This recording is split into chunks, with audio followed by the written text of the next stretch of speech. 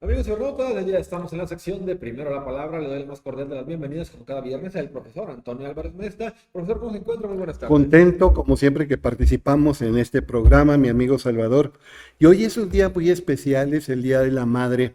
Me preguntaba usted qué tema abordar y sin caer en la sensiblería a que somos tan afectos los mexicanos, sobre todo en este tipo de fechas, es significativo que necesitamos un contacto que nutre y el primer contacto que nutre normalmente lo da la madre. De hecho, desde el vientre, desde nuestra existencia intrauterina, empezamos a recibir todo tipo de nutrientes, no solamente somáticos, sino también neumáticos. Neumático, neuma, significa lo relativo al espíritu. Los hebreos le llamaban Ruá y los griegos es el neuma. Eh, Siempre ha habido épocas difíciles y tiempos de mucha muerte, de violencia, de encono, y qué más que, por ejemplo, las guerras mundiales. En alguna ocasión referí que tras la Segunda Guerra Mundial, pues hubo una gran cantidad de huérfanos en gran parte de Europa y, por supuesto, en otras partes del mundo, pero en un hospital, varios bebés y niños muy pequeños habían sido concentrados. Tenían como común denominador ser huérfanos. Y algunos de esos niños salían adelante, otros languidecían, pasaban por etapas de declive, tenían sus marasmos, finalmente era tanta la languidez que morían. Y recibían la misma comida y los mismos suplementos y tenían la misma supervisión médica y de niñeras de todo tipo.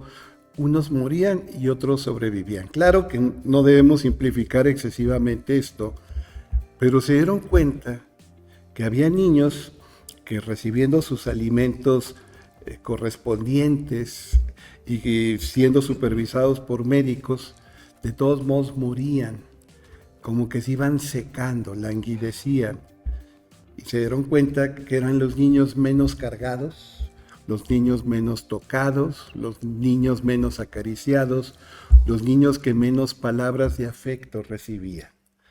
Tenían todo lo demás, pero les faltaba eso. Surge un libro precioso, Los primeros años en la vida del niño, de René Spitz, un gran pediatra y que también fue psicoanalista, y él puso en boga el término, la expresión inglesa, stroking starvation. Stroking starvation significa hambre de caricias. Y el hambre de caricias la tiene el bebé, pero también la tiene el anciano. Mire, una pediatra que luego fue psiquiatra y es conocida mundialmente como tanatóloga, Elizabeth Kubler-Ross, que desarrolló distintos protocolos para el acompañamiento afectivo y efectivo de gente en situaciones límite. La tanatóloga Elizabeth Kubler-Ross le preguntaban qué hacer, por ejemplo, cuando se visita a un anciano próximo a la muerte. ¿Qué hay que hacer? Darle acompañamiento, hacer sentir la presencia.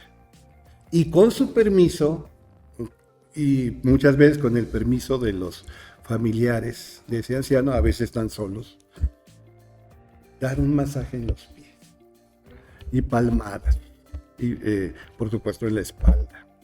El contacto es indispensable. El abuso no quita el uso, es un adagio latino que deberíamos tener siempre presente, abusus non tollit usum. Pero resulta que el abuso a veces, da pie a veces a la prohibición extrema. Hay gente que indebidamente pues, ha tocado cuerpos con un interés erótico. Aquí sí cabe la palabra morboso, lo que acerca a la enfermedad, o que es propio de la patología. Pero hay de contactos a contactos.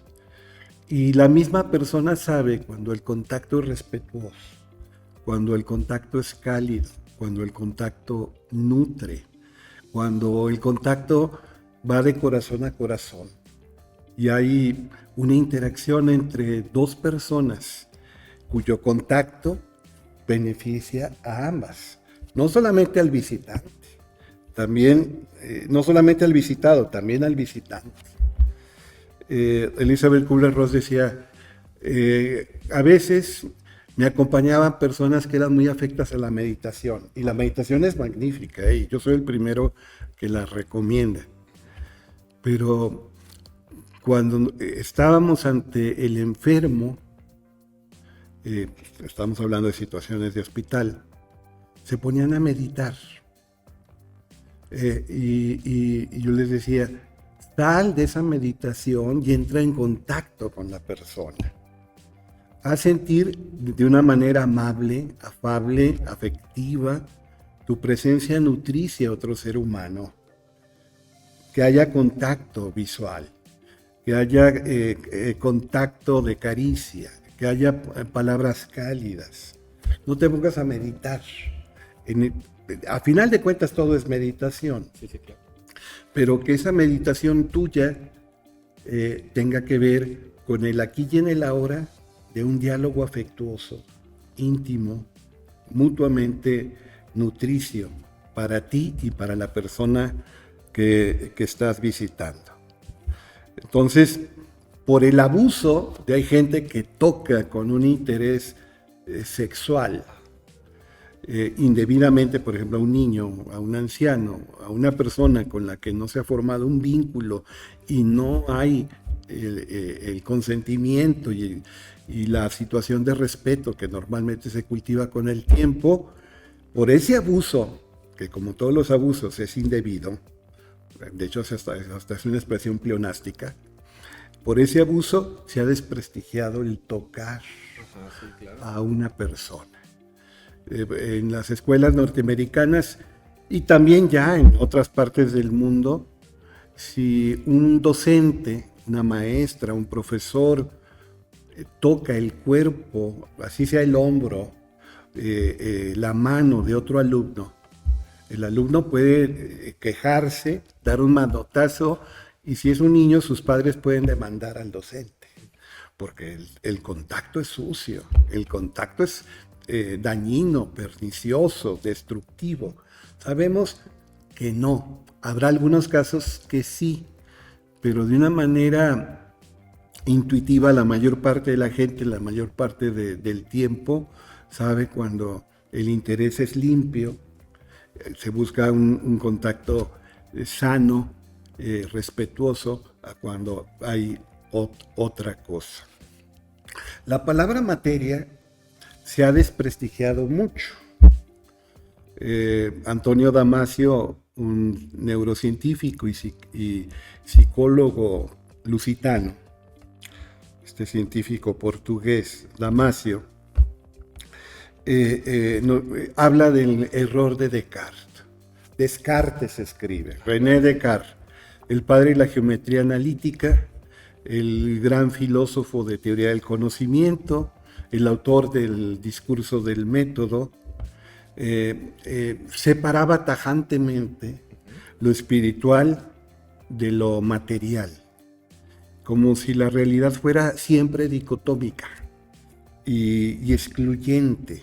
Por una parte lo material, lo físico, lo somático, lo orgánico, y por otra parte lo espiritual, lo neumático, lo psíquico, lo cognitivo, lo que tiene que ver más con la abstracción. Y no, es la misma realidad. Son facetas, pero es la misma realidad. ¿Cuál es la etimología de la palabra materia? At first sight, como dicen los gringos, usted puede encontrar la respuesta. Materia tiene que ver con madre. La naturaleza, que es la materia primigenia para todos los seres, es nuestra madre. En Oriente por eso dicen, el cielo es nuestro padre y la tierra es nuestra madre. Y en Sudamérica, en el cono sur, le dicen Pachamama, sí, claro, a lo que los griegos le llamaban Gea. Pachamama es la madre nutricia, que es la naturaleza. Tenemos que tener el contacto con la tierra y eso implica un absoluto respeto por los seres vivos, que también son sensibles, y tener los pies firmes en el suelo, que eso es humildad, que de ahí viene la palabra humano también, de humus, suelo, y mirar a lo alto, pero con los pies en la tierra, el contacto que nutre. Ya hemos dicho aquí, por ejemplo, que una humillación es lo que sufre un altanero, un soberbio, un arrogante, cuando ha perdido el contacto con la tierra y se cae de la nube en que andaba como a 20,000 metros de altura. Sí. Perder piso es un peligro para la vida misma. Entonces, necesitamos tener ese contacto que nutre. Y ya que estamos en mayo, el primer contacto que nutre es el de la propia madre.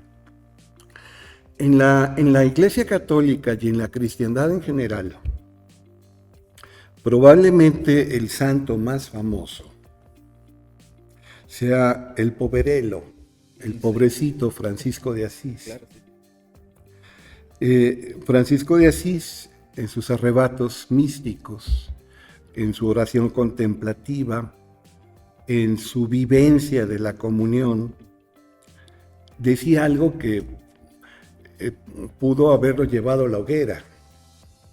Se refería a Dios como su madre. Decía, mi madre Dios, mi madre la divinidad. El espíritu no tiene estrictamente sexo, por lo menos en la mentalidad occidental, multisecular, milenaria de la cristiandad.